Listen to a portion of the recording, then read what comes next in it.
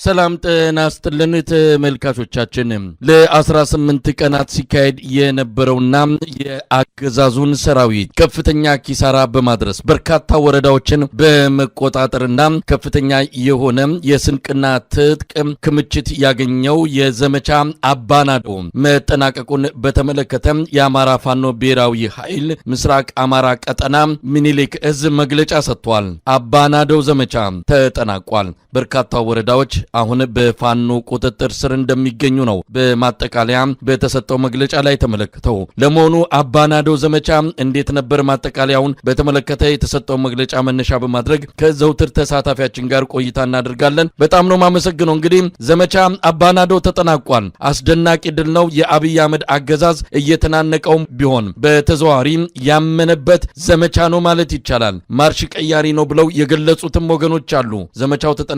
ለሚቀጥለው ከፍተኛ በሆነ መልኩ ዝግጅት እየተደረገ እንዳለ ነው የሰማነው። እስቲ ዘመቻው መጠናቀቅ በተመለከተ የተሰጠው መግለጫ ምን ይመስላል? መሳይ አመሰግናለሁ። ግን ከዛ በፊት ዘመቻው ተጠናቋል ሲባል የአገዛዙ ጦር የሚሆን የብልጽግና መንግስት በቃ ሰየው ረፍት አገኘው ብሎ እንዳያስብ እንደው በዚሁ አጋጣሚ ማሳሰብ ፈልጋለሁ። ምክንያቱም ያንድ የታቀደለት በአንድ አካባቢ የነበረውን የሰራዊት ክምችት መምታት፣ መበተንና ቦታዎችን ወታደራዊ ስትራቴጂክ ቦታዎችን መቆጣጠር የተተኳሽ እጥረታቸውንና አጠቃላይ የሎጂስቲክስ እጥረታቸውን ለመቅረፍ ያቀደና ያለመ እና ጥናት የተደረገበት ዘመቻ እንደሆነ ታውቆ ከዚህ ዘመቻ መጠናቀቅ በኋላ ሌሎች ትልልቅ ዘመቻዎች እንደሚደረጉ ለጠላትም ለወዳጅም እንደው ሊያውቀው ይገባል ለማለት ፈልጋለሁ። አንተም እንዳልከው ነው፣ ዘመቻ ነው። በታቀደ ጊዜና ገደብ ዓላማ ያለው ለተወሰነ ጊዜ የሚደረግ እንጂ ጦርነቱ አብቅቷል ወይ ጥቃት አይፈጸምም ማለት አይደለም። ይሄ በዘመቻ አባናደው ለተወሰነ ጊዜ ይካሄዳል። እንዲህ አይነት ዘመቻዎች የተለመዱ ናቸው። የቀይ ኮከብ ጥሪ ዘመቻ ለ3 ወር ታቅዶ የተካሄደውን የምናስታውሰው ነው። ዘመቻ አንድነት፣ ዘመቻ መቶ ተራሮች፣ በየጊዜው ዘመቻዎች ይካሄዳሉ። በቀናት ገነገደብ ተሰጥቷቸው የተወሰነ ግቦችን ተልኮችን እንዲያሳኩ እንጂ አጠቃላይ ትግሉ አብቅቷል ወይም ጦርነት አብቅቷል ለማለት አይደለም። እንደው ካገላለጽ ስለሆነ ማብራራቱ ስለሚያስፈልግ ነው። እውነት ነው መሳይ። እንኳን በፋኖ ኃይሎች የተደረገ ዘመቻ አይደለም፣ መንግስት ራሱ በወታደራዊ ጄኔራሎች ለ10 ጊዜ ልዩ ዘመቻ በጎጃም፣ በጎንደር፣ በወሎና በሸዋ ልዩ ዘመቻዎችን ከፍቶ ነበረ። ለአንድ ወር የሚቆይ ከእንግዲህ በኋላ መከላከያው ይወጣል። ለአንድ ወር ዘመቻ ካደረግን በኋላ አጠቃላይ አመራሩንም ሰራዊቱንም ከመታን ትጥቃቸውን ካስፈታን በኋላ ሰራዊቱን ሌላ ግዳጅ አለበትና ትልቅ ግዳጅ ወደ ሌላ ግዳጅ ስለሚሄድ አሁን ዘመቻ ብለው ለ10ኛ ተከታታይ ጊዜ ዘመቻዎችን በተለያየ ጊዜ በዚህ 2 ዓመት ውስጥ አድርገዋል። ከዛ በኋላ ዘመቻው ሲወድቅበት ለተወሰነ ጊዜ ረፍት ያደርግና እንደገና መልሶ ሌላ አዲስ ዘመቻ ይከፍታል። ሰራዊቱ ራሱ የመከላከያ ሰራዊቱ ወይም የብልጽግና ኃይል። የፋኖ ኃይሎች ደግሞ ይህን ነው ያደረጉት።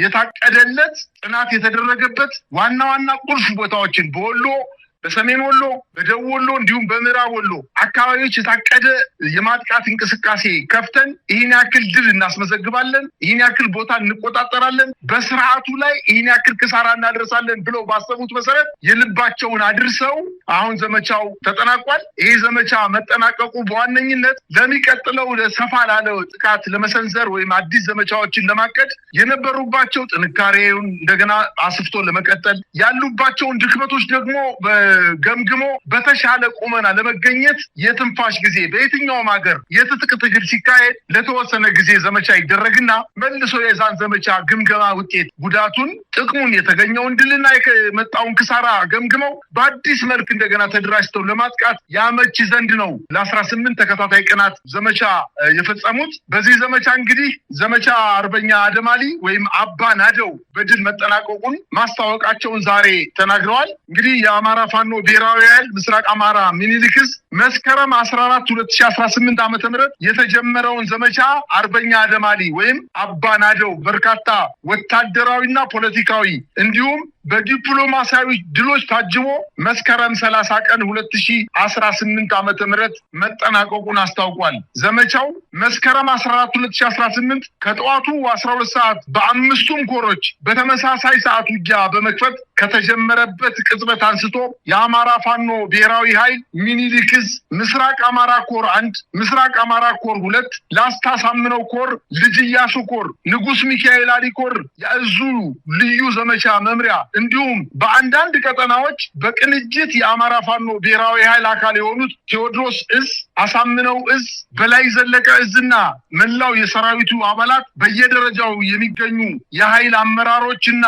የእዙ ስራ አስፈጻሚዎች አመራሮች 24 ሰዓት ለሳምንታት የወሰደ ውጊያ በማድረግ እረፍት አልባ የውጊያ ተሳትፎችን እና አመራር በመስጠት የህልውና ትግሉን ታሪክ አዲስ ምዕራፍ ውስጥ ማስገባታቸውን ችለዋል። ዘመቻው ታቅዶ ወደ ተግባር ከተገባበት ጊዜ ጀምሮ የድርጅቱ የአማራ ፋኖ ብሔራዊ ኃይል ቀጠናዊ አመራሮች የሞራል ድጋፍ ከመስጠት ጀምሮ የዘመቻው አካል በመሆን የአገዛዙ ጦር እንቅስቃሴ በመገደብ አልፎም ባደረጓቸው የጋራ ውጊያዎች የአማራ ህዝብ የህልውና ትግል መሪ ድርጅት እንደተፈጠረ በተግባር አስመስክረናል በማለት ገልጸዋል። ለ18 ቀናት ያለ እረፍት በዘለቀው ዘመቻ አባናደው በርካታ የነፍስ ወከፍ የቡድንና ሜካናይዝ ጦር መሳሪያዎችን ከበርካታ ሺህ ተተኳሽ ጋር እንዲሁም ከ20 በላይ ወታደራዊ ትልልቅ ተሽከርካሪዎችን በምርኮ የተገኙበት ሲሆን የአብይ አህመድ 5 ክፍለ ጦሮችም የተበተኑበት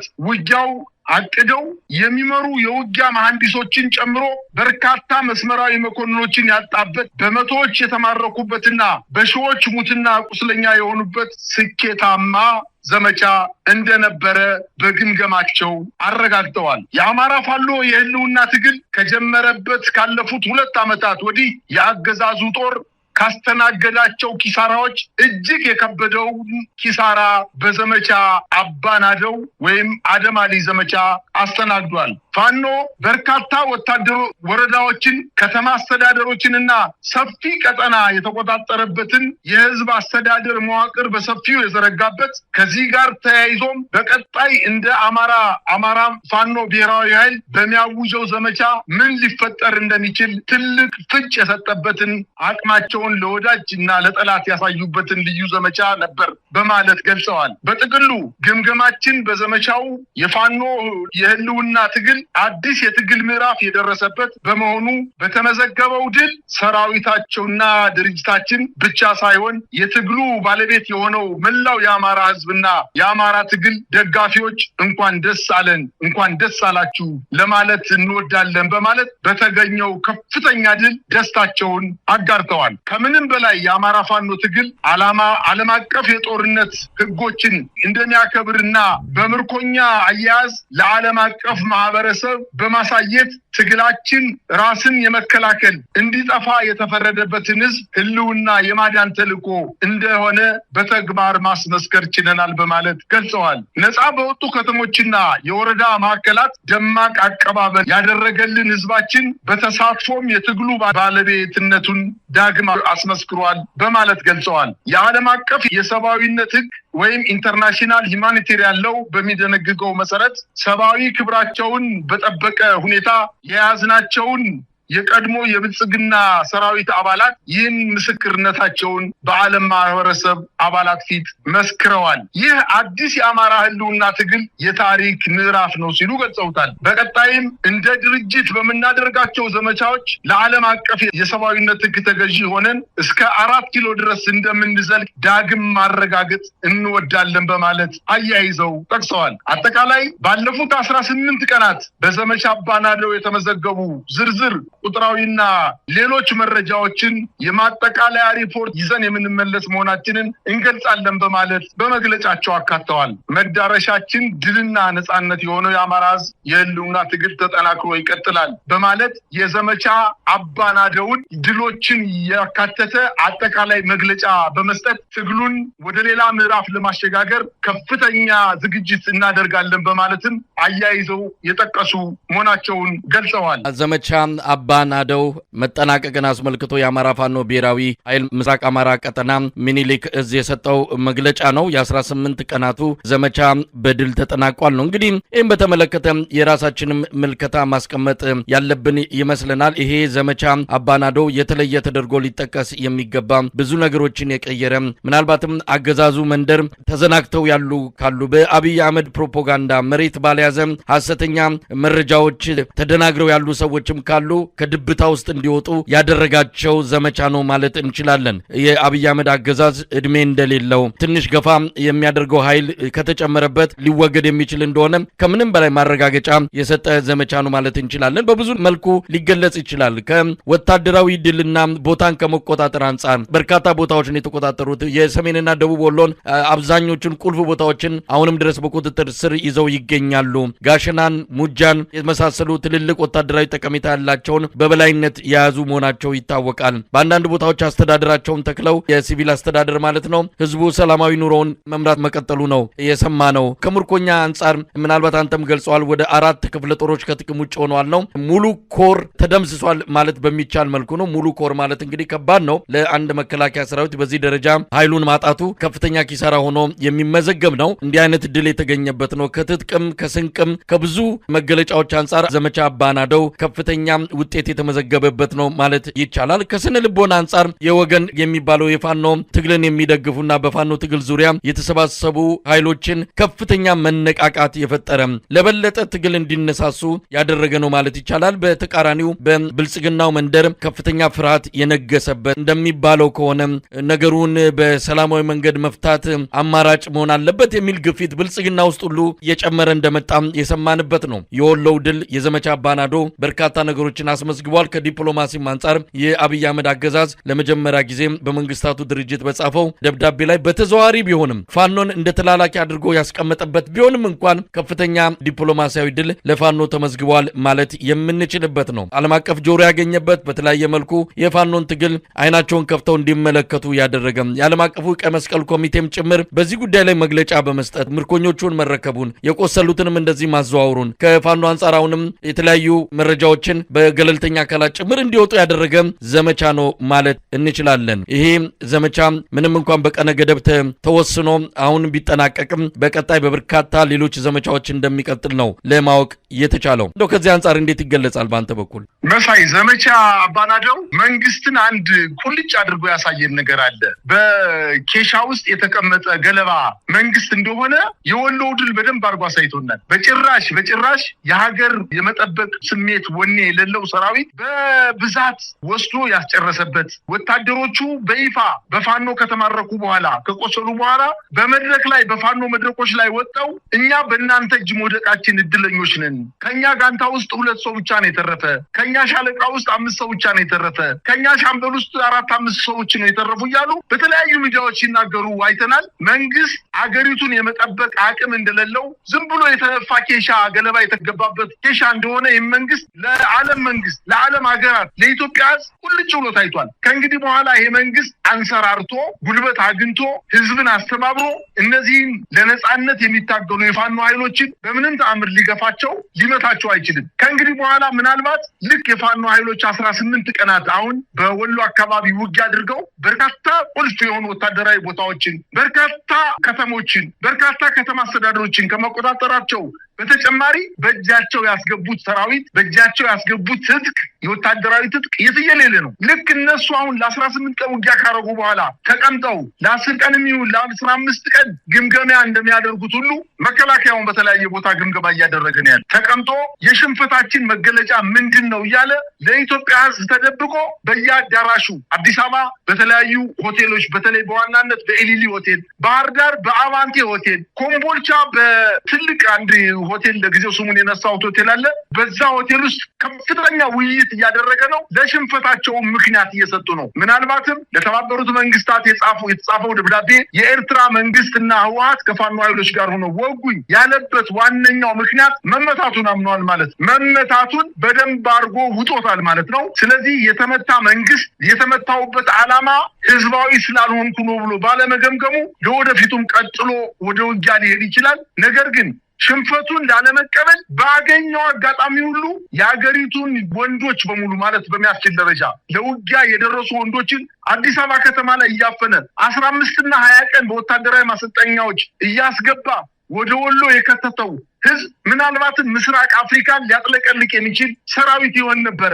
ነገር ግን አልቻለም። ምክንያቱም ዓላማ የሌለው ሰራዊት ነው። ይባስ ብሎ መሳይ በወልዲያ በተደረገው ውጊያ ሰራዊት ተመቶብናል፣ በውጊያ አመራር ድክመት አሳይቷቸዋል ያላቸውን 11 ሚኒሻዎችን ጨምሮ በርካታ የመከላከያ ሻምበሎችና ሻለቆች መቶ አለቆችን በወታደሩ ፊት ረሽኗል። ይሄ የሚያሳየው መሸነፉን ነው። ይሄ ደግሞ ከህዝብ የተደበቀ አይደለም። ይሄ ስርዓት በውስጡ የተለያየ ብሔረሰቦች ለሀገራቸው ብሎ የገቡ ምናልባትም የሀገራቸውን አንድነት ለመጠበቅ ብለው የገቡ የወታደራዊ ትምህርት ያላቸው መኮንኖች የሚተራ ወታደሮች ያሉበት ነው። ስለዚህ ያለ ምክንያት ሰራዊቱን ሲሌሽን እነዚህ ሰዎች መረጃ እያቀበሉ ነው። በወልዲያ ከተማ እንዳልኩ ከ11 በላይ ሚኒሻዎች መረጃ ሰጣችኋል፣ እናንተ ናችሁ ያስጨፈጨፋችሁም ብሎ በርካታ የሚኒሻ አባላትንና መከላከያ መኮንኖችን እንደገደለ ሁሉ ከዚህ በፊትም በጋሸና ላይ የተገደሉ 11 ሚኒሻዎችንና 28 የመከላከያ ሰራዊትን አባላት ከገደለ በኋላ ከዚህ በፊትም ወልዲያ ከተማ ላይ ከ20 በላይ ሻለቆችንና ሻምበሎችን መግደሉን ወልዲያ ከተማ አካባቢ ተወላጅ የስርዓቱ ወታደሮች መረጃውን አንከር ሚዲያ አድርሰዋል። ይህን ተከትሎ በመካነ ሰላም 28 ወታደራዊ አመራሮችን ውጊያ አበላሽታችኋል፣ በአግባቡ በልባቸው አልተዋጋቸውም በማለት ከሰራዊቱ ፊት 28 መቶ አለቆችን 50 አለቆችን ሻምበሎችንና ሻለቆችን ረሽኗል። አንዳንድ ወታደራዊ ጀነራሎችንና ኮሎኔሎችን ደግሞ ወደ አዲስ አበባ በማምጣት የቁም እስረኛ አድርጓል። ይሄ ሁሉ የሚያሳየው ነገር በወሎ የደረሰበት ሽንፈት ከፍተኛ መሆኑን ነው። አሁን እሱ እያለ ያለው የእናቴ መቀነት ጠለፈኝ፣ የኤርትራ ሰራዊት ነው ወደ ወሎ መጥቶ የወጋኝ፣ የህወሓት ጀነራሎች ናቸው ሰራዊታቸውን ይዞ ወሎን ያጠቁኝ እያለ ያለው በጣም የሚያሳፍረው ነገር መሳይ የወሎ ህዝብ እኮ ከትግራይ ህዝብ ቁጥር በላይ ነው። የአማራ ህዝብ አይደለም። የሀገሪቱን 30 እና 40% የሚሸፍነው የአማራ ህዝብ ከእጁ ወጥቶ ነገር ግን ምክንያት ፍለጋ እየሄደ ያለው 4 እና 5 ሚሊዮን የማይሞላውን የኤርትራ ህዝብ 6 እና 7 ሚሊዮን በላይ የማይሆነውን የትግራይ ህዝብ ጀግና ለማድረግ ከአማራ የተለየ ጀግና ለማድረግ ከፍተኛ ጥረት እያደረገ ነው። ነገር ግን አንድም የኤርትራ ሰራዊት አንድም የህወሓት ሰራዊት በወሎ ምድር ላይ ገብቶ ውጊያ እንዳላደረገ በርካታ ማሳያዎች እያየን ነው። ሰራዊቱ 400 300 ሰራዊት በእጃቸው ገብቶ እያናገሯቸው ያሉት የፋኖ ኃይሎች አማርኛን በደንብ አድርገው ጥርት አድርገው የሚናገሩ ምናልባትም አማርኛ ተናጋሪ ጎበዝ ትግሬ ጎበዝ ኤርትራዊ ሊጠቅሰው የማይችለውን አማርኛ እነሱ እየተናገሩ አማራ መሆናቸውን ፊት ለፊት በአማርኛ ቋንቋን አቀላጥፈው የሚናገሩ እዛው አካባቢ ተወላጅ ፋኖዎች ናቸው በመድረክ ላይ እያየናቸው ያለውና የስርዓቱ የእናቴ መቀነት ጠለፈኝ አይሰራም። ይልቅስ እቺን ሀገር ወደ ብተና ሰዶ በኋላ እቺ ሀገር ኢትዮጵያ ታሪክ እንድትሆን የማይፈልግ ከሆነ ስርዓት በጊዜው አሁንም ጊዜ ያለውና ስልጣኑን ለሽግግር መንግስት አስረክቦ የኢትዮጵያ ኃይሎች መሳሪያ ያነገቡ ኃይሎች ተነጋግረው ሀገሪቱን ቢያስቀጥሉ ነው የሚሻለው እንጂ እውነት ለመናገር እንግዲህ በኋላ የወሎ ፋኖ ታሪክ ነበረ፣ ምናልባትም ጅማሮ ነበር የሚያስብል ትልልቅ ድሎችን በጎንደር በሸዋ በጎጃም በተጨማሪም በወሎ ልናይ እንደምንችል መገመት በጣም ቀላል ነው። ሰራዊቱ በጣም በሞራል ተበረታቷል። የፋኖ ኃይል ሰራዊት በሞራል ተበረታቷል። በትጥቅ ራሱን አደራጅቷል። ህዝባዊ ማዕበል የአባት አርበኞች የድሮ የደርግ ወታደር የነበሩ ኮሎኔሎች፣ ሻለቆች፣ ሻምበሎች፣ መቶ አለቆች፣ ተራ ወታደር የነበሩ ሰዎች የፋኖ ኃይሎችን መቀላቀል ብቻ ሳይሆን ራሱ የመከላከያ ሰራዊት አባላት የነበሩ የፋኖ ኃይል የአድማ ብተና ኃይል የነበሩ የሚኒሻ ኃይሎች የነበሩ በመቶዎች የሚቆጠሩ በየቀኑ እየጠፉ ፋኖን እየተቀላቀሉ ምስጢር እያወጡ ነው። ኃይሉንም እያሳሱት እንደሚገኙ ነው መረጃዎች የሚያመላክቱት። በአጠቃላይ የሰሩት ስራ እጅግ በጣም ለአማራ ህዝብ ብቻ ሳይሆን ምናልባትም በምስራቅ አፍሪካ በተደረጉ ወታደራዊ እንቅስቃሴዎች በሽምቅና በመንግስታት መካከል እየተደረጉ የነበሩ ታሪኮች የቀየረ ሰራዊት ቆስሎ በከፍተኛ ደረጃ ሕክምና ስለሚያስፈልገው እባካችሁ አድኗቸው ብሎ ለዓለም አቀፍ ቀይ መስቀል ማህበር ጥያቄ አቅርቦ ያን ጥያቄ ተቀባይነት አግኝቶ ወስደው 16 የመከላከያ ሰራዊት አባላትን ሕክምና እንዲያገኙ ማድረግ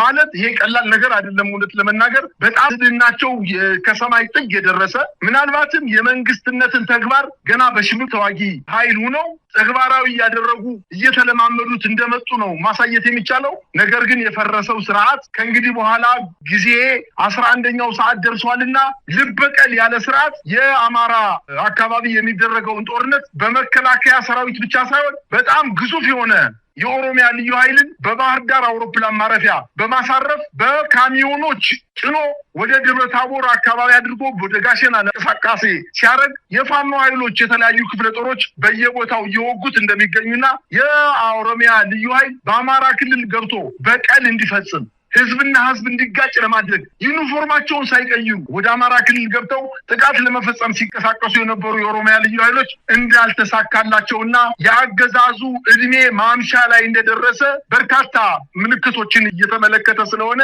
የኢትዮጵያ ህዝብ አሁንም በትግሉ የፋኖ ኃይሎችንም ይሁን መሳሪያ ያነገቡ ይህን ስርዓት ሊጥሩ የሚንቀሳቀሱ ኃይሎችን መደገፍና ማገዝ እንዳለበትና የመከራው ዘመን እንዲያጥር ሁሉም የኢትዮጵያዊ አስተዋጽኦ ማድረግ እንዳለበት ነው ግረ መንገድ የማሳሰብ የምፈልገው። መሳይ እንግዲህ በወታደራዊ ባለሙያዎችም ጉዳዩን እንዴት እንደተመለከቱት እንደዚሁ እንግዳ አድርገን አቅርበን አወያይተናቸዋል።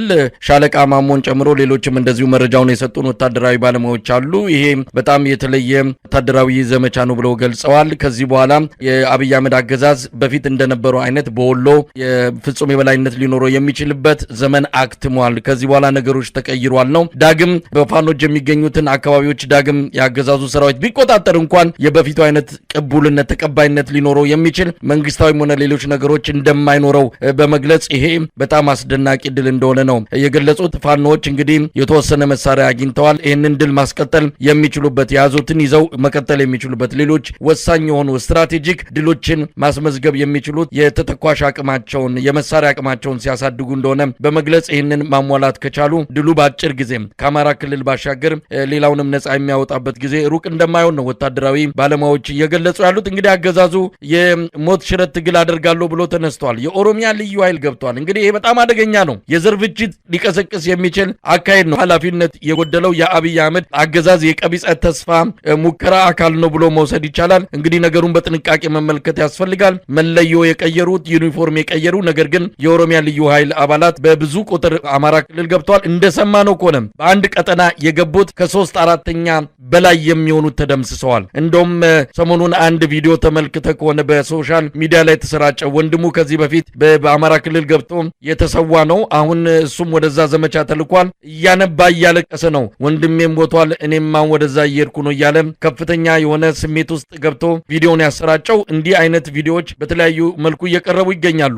ሰራዊቱ መዋጋት አይፈልግም፣ ዓላማ የሌለው ጦርነት ነው እያለ ነው። አብይ አህመድ ግን አይኑን ጨፍኖ ገብቷል። ለማንኛውም በቅርቡ በሌሎች ዘመቻዎች ታጅቦ የአማራ ክልል አጠቃላይ ሁኔታ መልኩን ቀይሮ የምናይበት ጊዜም ሩቅ እንደማይሆን ተስፋ እናደርጋለን። እንደው በማጠቃላይ የምትለው ነገር ካለ መሳይ፣ አንተ እንዳልከው በወሎ አካባቢ ከእንግዲህ በኋላ የማይቀለበስ ምናልባትም ገፋው ይልም እንኳን ከማረኳቸው መሬቶች ወይም ከመከላከያ ወይም ከሀገሪቱ ወታደራዊ አገዛዝ እጅ የነጠቋቸውን ከ100% ወታደራዊ ቀጠናዎች ውስጥ 5 እና 6% እንኳን ይይዛሉ የሚል እምነት የለኝም። የትኛው ኃይል ነው ከዚህ በፊት በሞራል የነበረው ሰራዊት ሞራሉ ተመቶ በመቶዎች የሚቆጠሩ ወታደሮች በአንድ ከተማ ላይ ተማርከው ቀይ መስቀል የጎበኛቸው እንደሆነ ይራየ እነዚህ ሰዎች ደግሞ በዩቲዩብ እየወጡ በተለያዩ ድረገጾች እየወጡ መግለጫ እየሰጡ ሰራዊቱ የደረሰበትን በደል አጠቃላይ ፍጹም የሆነ የኢትዮጵያ መከላከያ ሰራዊት አይደለም፣ እኛ የመጣ ነው ተገደን ነው ልንዋጋ አይደለም። እውነት ለመናገር በትክክል ከተናገር የኢትዮጵያ ሕዝብ ሁሉም የኢትዮጵያ ሕዝብ ጀግና ነው። መከላከያ እየተሸነፈ ያለው ሰነፍ ስለሆነ አይደለም፣ ወይንም የመዋጋት አቅም ስለሌለው አይደለም፣ ምክንያት ስለሌለው ነው። በአማራ ክልል ውስጥ ገብቶ የአማራን ለመጨፍጨፍ ስለተንቀሳቀሰ ብቻ እንጂ ይሄኛው ከዛኛው ጀግና ሆኖ ወይም ያኛው ከዚህኛው ሰነፍ ሆኖ አይደለም። ምክንያት ነው። ጦርነትን የሚያዋጋው ምክንያት ነው። ምናልባት መጽሐፍ ቅዱስ ውስጥ የገዲዮን ጦር የፈራ ይመለስ ብሎ በጣት የሚቆጠሩ ከ40 እና ከ50 ያላነሱ ወታደሮች በሺዎች የሚቆጠሩ ወታደሮችን እንዳሸነፏቸው ሁሉ የፋኖን ታሪክንም ደግሞ በመጽሐፍ ቅዱስ ላይ ካገናኘ ነው ጥቂት የማይንበረከኩ ዓላማ ያላቸው ወጣቶች የፈራ ይመለስ፣ ሌላው ከፈለጋችሁ ተመለሱ፣ እኛ በደሎቻችንን መሸከም አንችልም ብለው ወደ ጫካ ወጣው ዛሬ ሚሊዮኖች ሆነዋል። እውነት ለመናገር የአማራ ህዝብ ትግል በቁጥር አሁን ሰራዊቱ አጠቃላይ የመከላከያ ሰራዊት ወይም የአብይ አህመድ ሰራዊት ካሰለፈው ቁጥር በላይ ደርሷል። ምናልባትም ታንክ ላይ ኖረው ይችላል፣ መድፍ ላይ ኖረው ይችላል እንጂ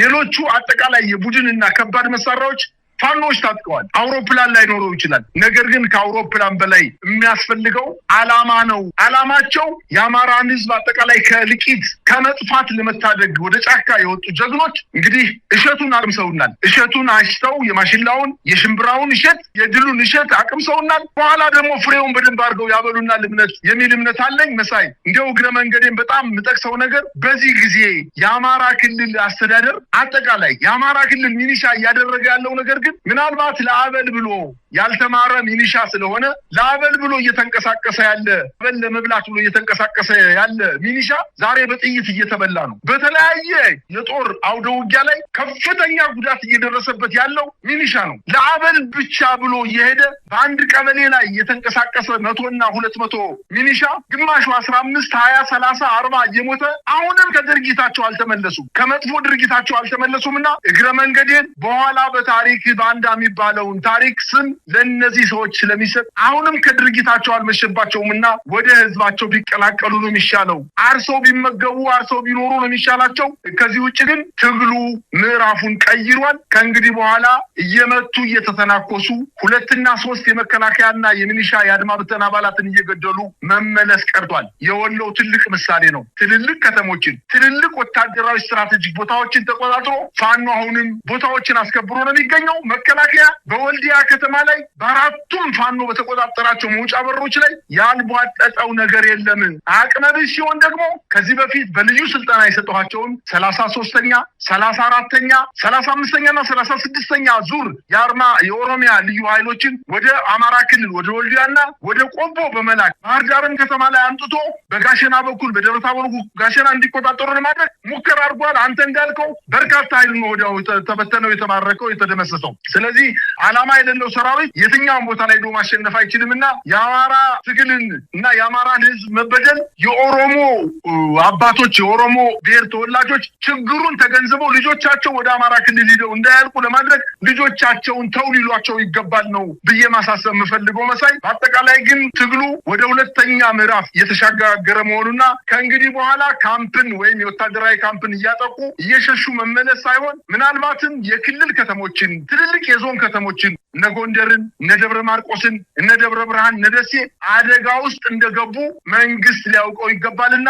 እነዚህ ከተሞች በፋኖ ኃይሎች ቁጥጥር ስር ከገቡ በኋላ የእንግዲህ በኋላ እባካችሁ ማሩኝ የሚል ነገር አይሰራም። የአማራ ብልጽግና ኃይሎች ከወዲሁ ከብልጽግና ወጥተው ወይንም ህዝባቸውን ይቅርታ ጠይቀው ምህረት ጠይቀው ለትግሉ አንድ አካል መሆን ካልቻሉ ነገ ከነገ ወዲያ በታሪክ ብቻ ሳይሆን በህግም የሚጠየቁ መሆናቸውን ነው እግረ መንገድን ማሳሰብ የምፈልገው መሳይ። በጣም ነው የማመሰግነው። እንግዲህ ለ18 ቀናት ሲካሄድ የቆየው ዘመቻ አባ ናደው መጠናቀቁን አስመልክቶ የአማራ ፋኖ ብሔራዊ ኃይል ምስራቅ አማራ ቀጠና ሚኒሊክ እዝ የሰጠውን መግለጫ መነሻ በማድረግ ነው የማጠቃለያ የዘመቻው ዘገባን ያሰናዳ ነው። እንግዲህ ሌሎች ዘገባዎች አሉ። ከፋኖ አንጻር በጎንደር፣ በጎጃም፣ በወሎ፣ በሸዋ እንደዚሁ በርካታ ድሎች ተገኝተዋል። የተያዙ ቁልፍ ቦታዎች እንዳሉ ነው የሰማነው። ይህንን በዜና ክፍለ ጊዜያችን የምንመለስበት ይሆናል። ዘመቻ አባናዶ ተጠናቋል። በጣም አመሰግናለሁ። እኔም አመሰግናለሁ መሳይ።